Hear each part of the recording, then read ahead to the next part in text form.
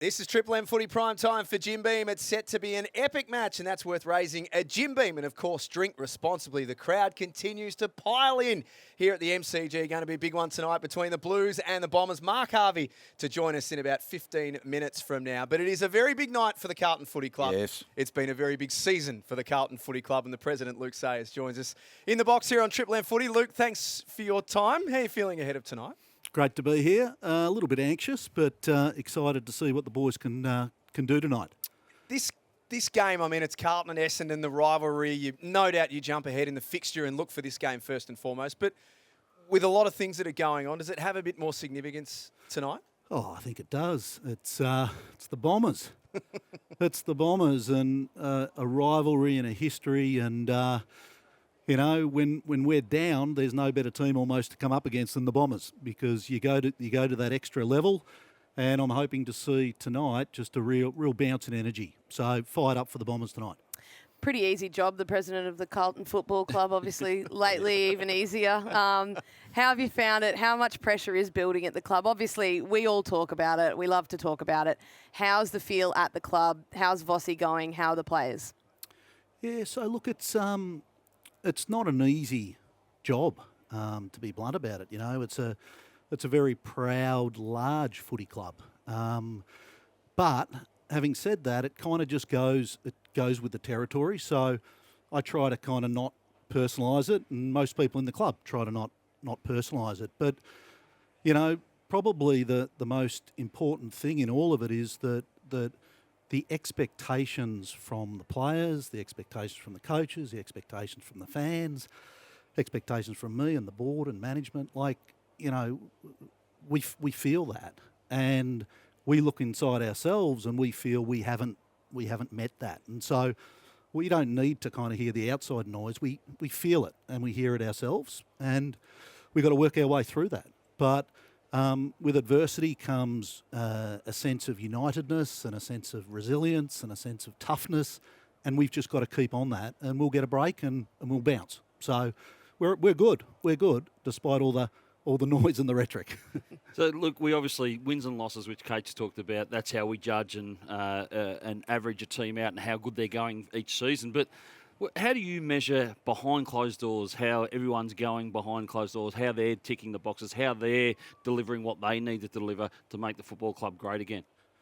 Yeah, so we've got it's no secret, we want to play finals footy, right? So our goal and our expectation is to make the finals this year, full stop. Okay.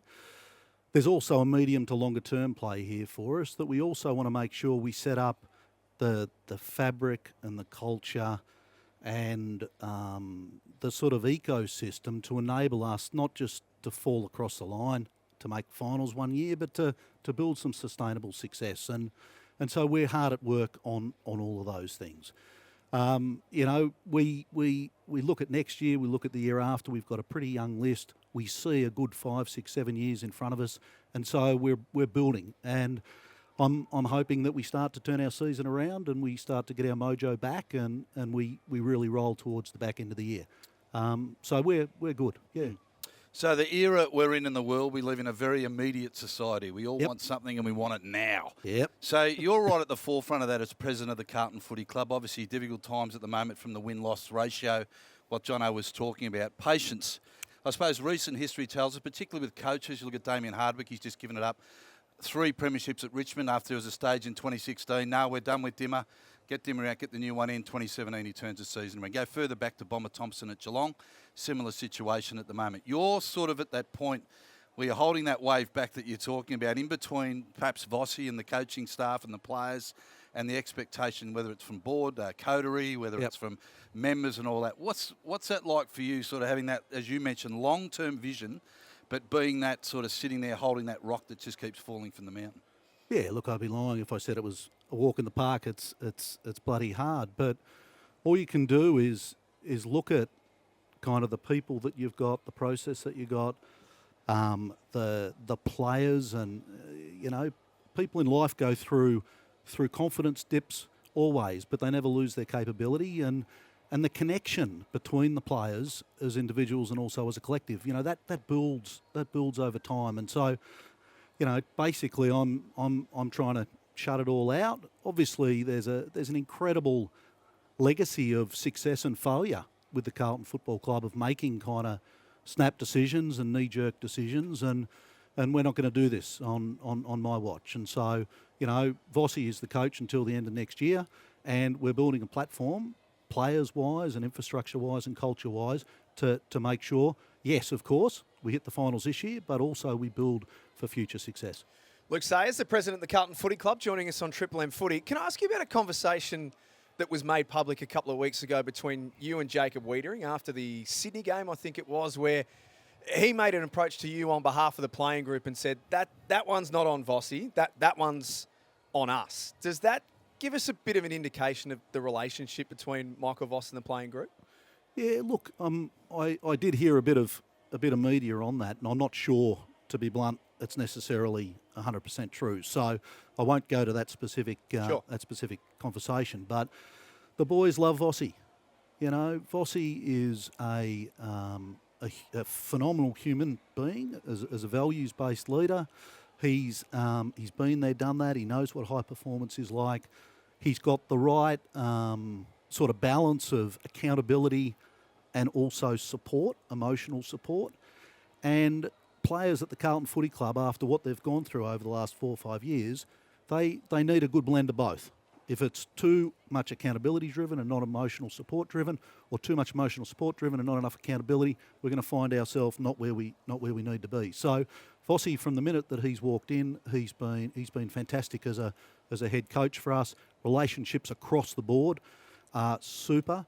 You hear a lot of stories in various football clubs of head coaches having a great relationship with this pocket of players, but not with this pocket or not with that pocket.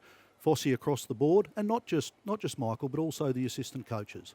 It is a coaching panel. So we just need to keep working at that connection, working at the culture that we want amongst the players, working at game day and making sure that we attack the game with the right amount of positivity and confidence that we need to play our style of game, and things will turn.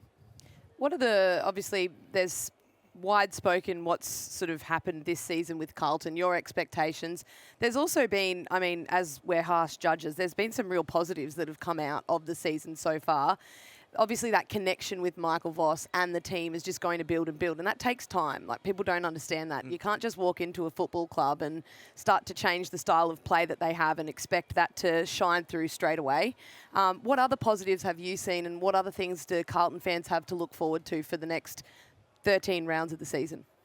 Yeah, so I think Cookie coming on board has been an awesome positive for the club. He's just a wise cat. He's experienced. He's seen the ups and downs and the sideways moves of most things in footy, and he's an absolute delight for the board to work with. And he really does set the tone of the entire club. Within the footy department, the connection between the list, between high performance, between the coaches, between the psychs, that's getting stronger and stronger as each day goes on. And, we got some good young kids into the club last year. I think 4 of them have debuted in the season thus far, and maybe another 3 hopefully over the next little bit. And we'll continue to do that at the end of the year. So, I'm not saying that it isn't a pressured environment. It is a pressured environment, but we're very focused on just making cool and calm and collected decisions as we make our way through the year. And it's strength, and you need that tough sort of outlook. And have you ever thought of Chris Johnson, our man?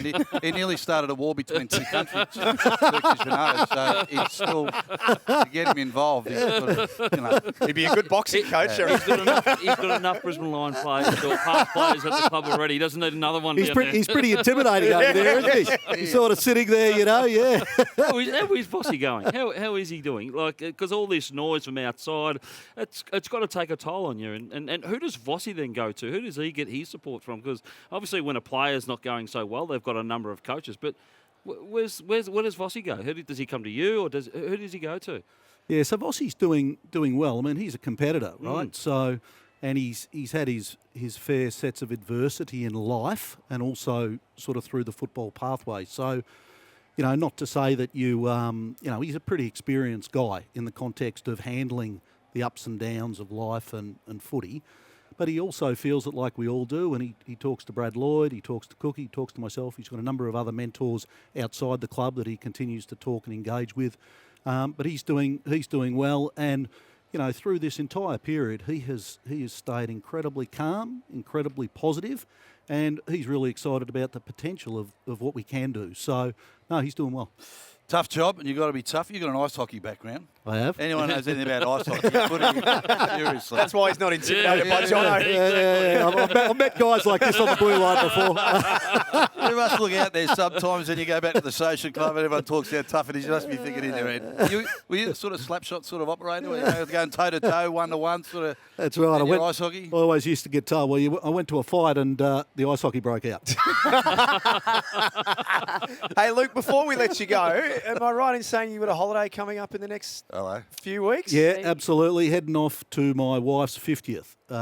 Where you going? In Italy. Beautiful. So looking forward to phone off. Absolutely, well done. But, give me a good break, and the guys are in good shape at the club, and we'll continue to work through it over the coming weeks. It's not easy what you do, so we appreciate you coming up tonight, and good luck this evening. Appreciate it. Luke Sayers, the president of the Carlton Footy Club, joining us for McDonald's and Ream Hot Water. Triple M rocks footy.